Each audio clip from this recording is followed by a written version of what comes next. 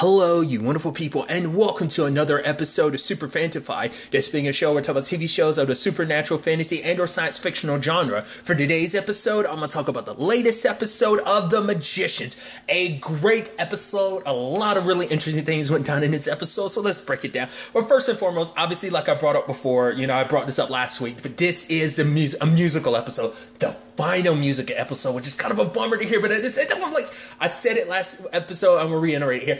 I love that this show made that like a seasonal thing that we always get to. We always get a musical episode. I mean, technically we got two. I mean, it's like one whole musical episode, but obviously the season 4 finale had a musical aspect to it too, with the whole Take on Me. I didn't think about that until later on, but nevertheless. So the fact of the matter is we kind of run through Morena's plan, her original plan because it's interesting because the couple stays at this particular hotel, which has got wasn't it like the bellhops are actually, wasn't it like they're golems or something? And that basically if they find any they're kind of like emotion, they're empaths essentially, because basically they find any hint of it seems like deception because Pete gets kicked out of it later on, but the fact is kind of heightened emotions, because basically it's before stuff starts brewing they can kind of cut it off by the head, because they could feel there's animosity and stuff about, and it's kind of there's none of that here, so they can kick people out and stuff like that. But obviously Morena and them had a pretty solid plan, but things didn't work out, because when Gavin went to the lowest level, where it's this is a very freezing cold place, this must be where they're keeping it, because it's almost like a whole bunch of safety deposit boxes kind of things, and it's nope, they didn't keep it there. And obviously we proceeded to see how Gavin ended up in the situation we found him last episode. So obviously they're trying to come up with a solution for this, about trying to sneak into this place, which I think is such an interesting element, because I'm it's a heist, which because I was thinking previously, I was we haven't really had a heist episode since, I want to say it was season 1. I can't remember. It might even been season 2, but obviously season 1 and season 2 kind of blurred to me. But it's when they were robbing the bank. I can't remember what season that was. But regardless of all of that, the fact of the matter is, because that might have been season 2. Like I said, I don't remember. But that, I was about to say that was the only heist in the show, but it's no, there's also the one from earlier this season about, the moon rock, stealing that. There's also the one from, last season? Yeah, when they were stealing those getting those Dewey coins and stuff like that. So there's been a few instances of heist, but it's nice to see that we get both a heist episode and a musical, which I think is kind of pretty neat. Because I love that basically they're following a conductor spell, and because basically they're trying to work their way through how they can get inside this place and kind of stay connected, because there's no signals going through there, so it's not going to be the easiest thing to kind of stay in contact, and then they block certain magic to make it so you can't stay in contact that specifically. But obviously Zelda had found a different way, and it was a conductor spell, and lo and behold, who had to be the conductor? None other than Morena, so I even love that whole thing of we have to let a psychopath, and she's a sociopath actually, and so, because it's you're worried about that, where does my bond not really work? I guess you're not as good as you think you're, because obviously Alice is worried, because obviously her fingers and everything, so the spell might not be as intact as she wants it to be, but nevertheless, they kind of go through it.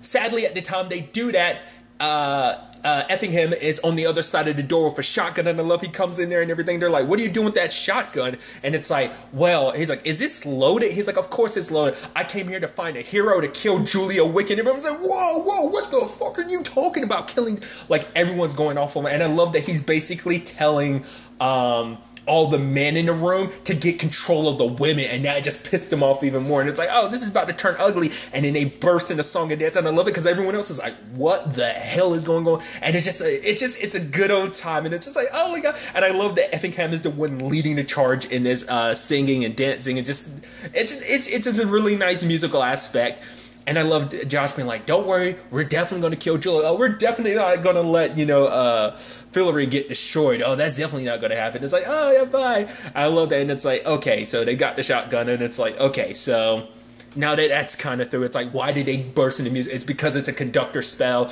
and it basically, the biggest expression of feelings is that spell. So it's okay, so now because of this conductor spell, we might burst into song and dance. So it's how do we fight that? It's the whole battle magic. When they were learning battle magic thing from season 1, because we saw it in the preview, that they did back in season 1, which I even love Margot being like, yeah, that didn't work out too well. It's like, yeah, because let's not also forget that's also the time. I'm surprised it would have been fun. I guess it's also showing you that Alice has moved past that because it didn't get brought up because all Margot said was like, yeah, that didn't work out too well last time because the last time that went down, Elliot, Quentin, and Margot had a threesome, so there's that whole situation. I'm gonna go ahead and talk about this. Like, I don't know if this was meant to be like that, but like when Elliot and Alice and Katie are making out to kind of hide like from the couple and stuff like that, like, I don't know if that was supposed to be a wink and a nod a little bit to that. Like, I'm probably, like I said, reading too much into it, but I like to think that that's kind of like a wink and nod to, like, the Quentin, Elliot, and Margot situation back in season 1. That, like I said, I'd like to believe that, but it's most likely not the case. It is just kind of I just thought it was interesting. But, nevertheless, they've kind of got their emotions all bottled up and everything. And it's so weird because I love that even though their emotions are bottled up and stuff like that, they're still kind of the clumsy characters they are. Because, like, for example, for Finn, she's getting out the suitcase and she's the only one that kind of literally trips coming out. And she's almost like, yeah, I'm good, I'm fine. And it's so weird to see that with, like, no emotion. Especially when you get characters like Josh, like, who is nothing but emotions. Like, he's the goofy dude that he is. And to see him kind of being all stoic and everything. I even love that moment because they were talking about the fact is, could we end up finding out about the couple? Interesting enough, the actress who's a part of the couple, I'm blanking on her character's name now, but she was in season 2 of You. I was like, hey, that's so dope. But the fact of the matter is she has a certain bag, and I love Margot being like, oh, that's totally fake, and Josh is like, no, that looks pretty good, and she's like, no. I think it's basically, she was like, yeah, you don't have an eye for it, but that's what makes you so adorable, and they're getting all flirty and stuff, and you see Morena over there being like, ew, gross, about it, and I'm just like, oh, that's so adorable, but, yeah, I mean, the plan, it's not the perfect plan. I mean, to be fair, when is it ever a perfect plan in this show? It's like, things have to fall apart. If they work too well, you wouldn't have an episode. But it's like, nothing will ever perfectly work out for them. So it's always just like, it ended up being like one thing after another because it's like, what was it? Finn, Katie, and, Finn, Josh, and Margot got captured by, Fog, and it's like, right, that bastard's just kind of kicking around. Well, that sucks. At the same time, Alice, Katie, and Elliot, at one point, like, when the golems kind of get in their way, the bottle ends up breaking, and Alice ends up having to, her emotions come back to her, and obviously it becomes so overwhelming. She bursts into song, but it's so interesting, like, and I thought it was such an interesting aspect because they are empaths. It like that huge rush of emotions hitting someone all at once is basically just as overpowering to them. But I did like, it's like, Elliot ends up drinking a little bit of his to kind of get some of his emotions back to help, Alice, because Alice kind of felt a little powerless in this moment because it's like, it's just probably seeing the couple again. Just it reminded her of like, oh, what happened to her? Like she felt like less smarter than him, or just like powerless because of what happened to her.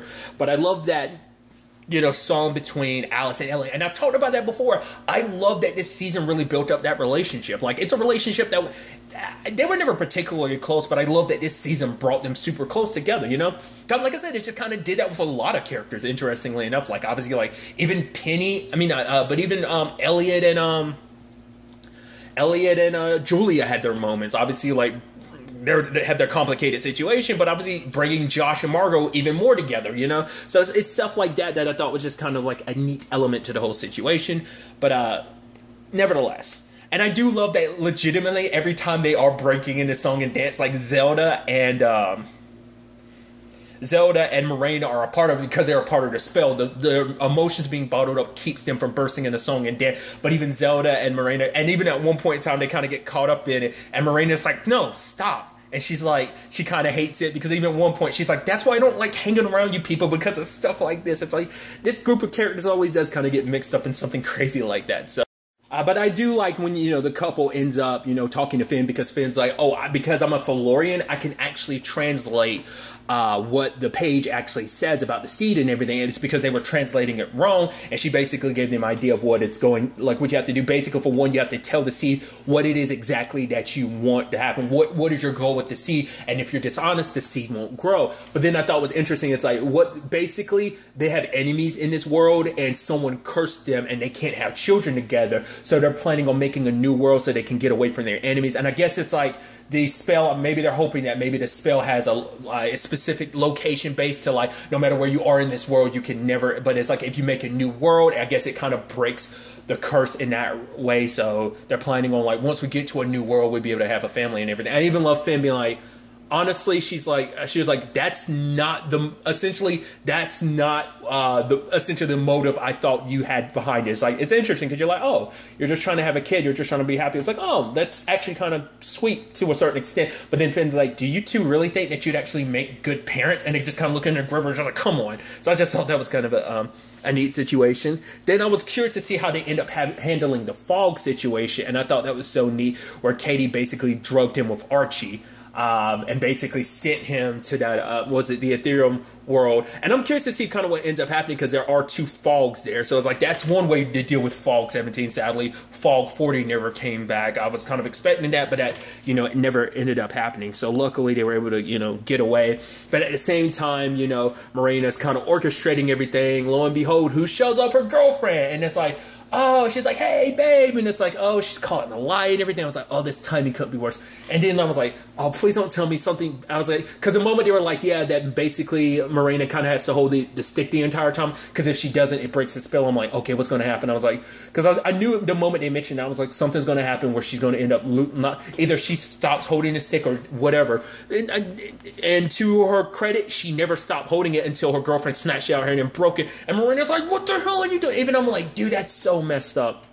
But obviously, it's like, for Marina, she's trying to explain to her girlfriend, it's like, everything I'm doing isn't just for me. But she's like, how can I believe you? All you've ever done is lied. Even when it took you basically performing a spell on yourself to make you tell the truth. And I actually kind of like this line from Marina, where it's like, I do, because it's like, oh, to make you care. And Marina's like, I do care, but this is also who I am too. And if you can't accept that, then fuck off. And she's like, well, I'm glad to see that, kind of learn some truth. And she ends up leaving. And I'm like, that's actually kind of sad, because considering the fact this, all that Marina did to try and not make the same mistakes. Like, she might have lied about being from a different world and everything, but the fact of the matter is she tried. Like, you can make the argument, yeah, Marina is a liar, manipulator. But I mean, we also know that she does have a good side. Granted, she can be self-centered in what she does, but you can also understand, like, once again, going back to the example of Marina 40, like, we saw that she had good sides to her. So obviously, Marina 23 is no different, but it was just kind of like, so now, Zelda's like, oh, do you need, and just like, no, just fix the damn wand. And it's just like, I just love that, like, Zelda's there to add a little more to everything. Because even like, her girlfriend is like, oh, did you come here to bake? Because she thought that Marina was cheating on her with Zelda. And Zelda's like, oh, no. Oh, but thank you for thinking that, or something like that. I'm like, a weird way to, accepting a compliment like that, Zelda. But once again, slowly but surely, everyone eventually kind of has to break down in a song and dance to kind of deal with the golems. It's so interesting because you hear Katie's voice and you're just like, dude, yes.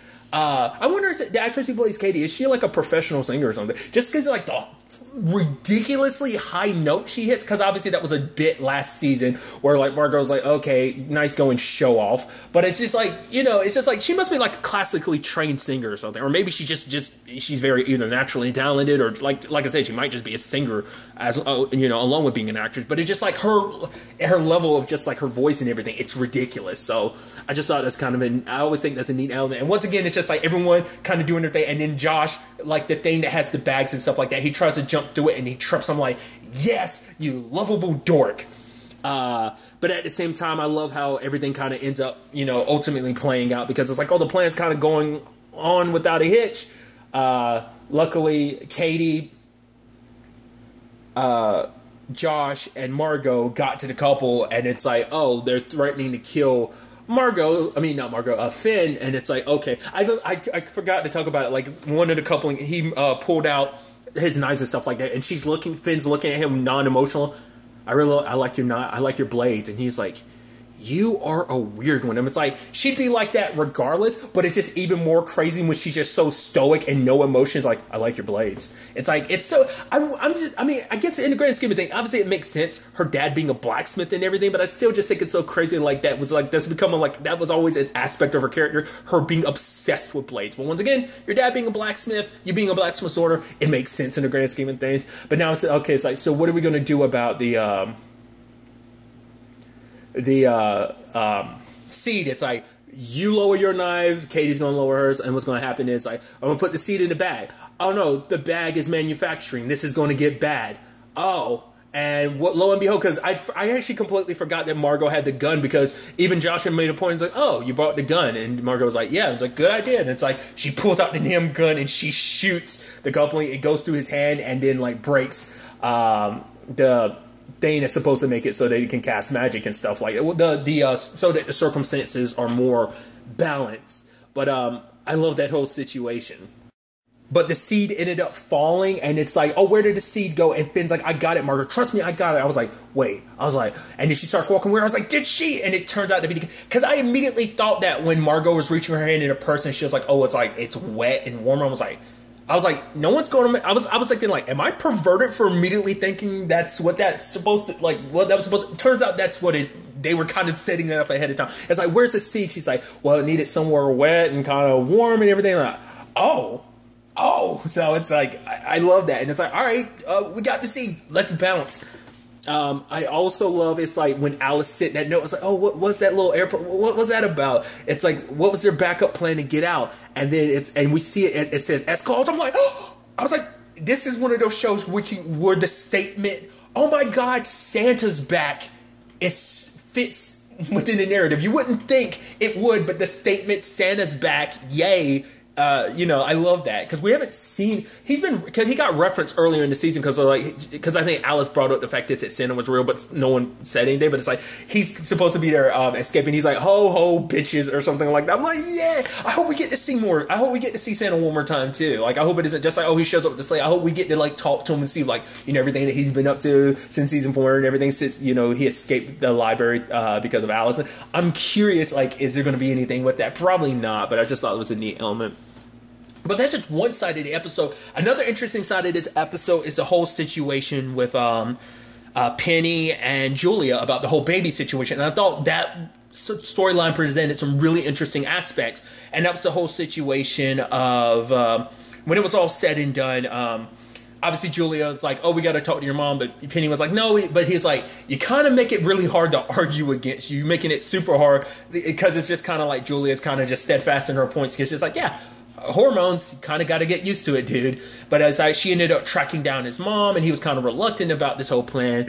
And so they go to, but it turns out, because she went to the hospital first to talk to a nurse, but it was like, oh no, his mom isn't a patient, she actually works there. And it's like, wait, what's that all about? Because obviously they're trying to figure out, because he thought like, okay, I messed my mom up really bad, but now it's like, oh, she seems well adjusted, she's got this job and everything. I was like, what's up with that? And then he talks to his mom, and then she brought up something interesting where she brings up the fact is, I'm sorry I left you. But it's like every time, like, because obviously, and I was wondering how much she knew, but then the way the conversation went to me, I was like, you don't know about magic.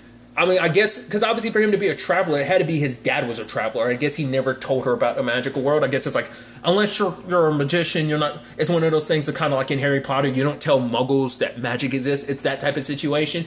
But, because that's never expressly come up too much. Because obviously, like, you have Quentin, he ended up telling his dad about magic existing, even showing it off to him. But we never see too many instances of regular humans finding out. I mean, granted, it's like, when you look at the Chaplins, they ended up finding Fillory, so it just kind of just got me, so it's just an interesting case, but it's like more often you rarely see the human world finding out about magic to a certain extent. But nevertheless, I thought it was interesting where they kind of set that up and they're like, oh, so she did, and it's like, so she didn't recognize, like, she thought like, oh, like what was happening because of Penny. She was probably thinking like, oh, it's some kind of like condition. She thought she was losing her mind, all the voices. So she sent Penny away, but obviously for her, she regretted it. Was Penny like, you don't have to make up for it. And she was like, no, but every time I bring you back, the voices come back. I was like, every time, and immediately my brain was like, every time Penny's around his mom, the whole thing comes back, and I'm like, I was like, so that was, and then I immediately was sad because I was like, that means Julia can never be around, their baby could never be around Julia. So part of me was wondering, could that be a byproduct of, it just seems like it's a natural connection between the traveler and their mother, but I'm wondering, is it because their mom is normal? But I'm not, maybe it's because their mother is a non-traveler. It makes you wonder if the mother was a traveler, would it be the same thing? I mean, but I guess if the parent was a traveler, it'd be something that they could handle. It'd be meant. I don't know if it could necessarily work like that. I mean, I'm getting to the ins and outs of it, but I just thought that was kind of an interesting detail. But like I said, she just kept thinking she was crazy, and obviously, like, it wasn't until Julia was like, look at this, and she shows him that there's literally a line of connection between him and his mom, so that every time he is near her, it, like, this, whatever it is that connects traveler to their mom, it drives him crazy like that. And obviously it's like, maybe the same thing's going to happen to Julia, but Julia's like, maybe we can find a way to kind of basically snip that cord for both me and your mom. And so Julia explains magic is real to his mom, but it's a lot to kind of throw at someone who's spent their entire life, or a good chunk of their life, thinking, oh, I'm just crazy. And it's just like, no, because she's like, I can't even go down this route of even believing this, because, like, you know, it's like, because she went to so many medical professionals. So once again, it's a thing of like, so many people think you're crazy. And it's interesting because that kind of ties into Quentin, because Quentin always believes so wholeheartedly in magic and stuff like that. And obviously a lot of people thought he was kind of crazy because of that. I mean, obviously, you know, Quentin had other issues too, but because magic was his escape from just the way he felt about himself, you know.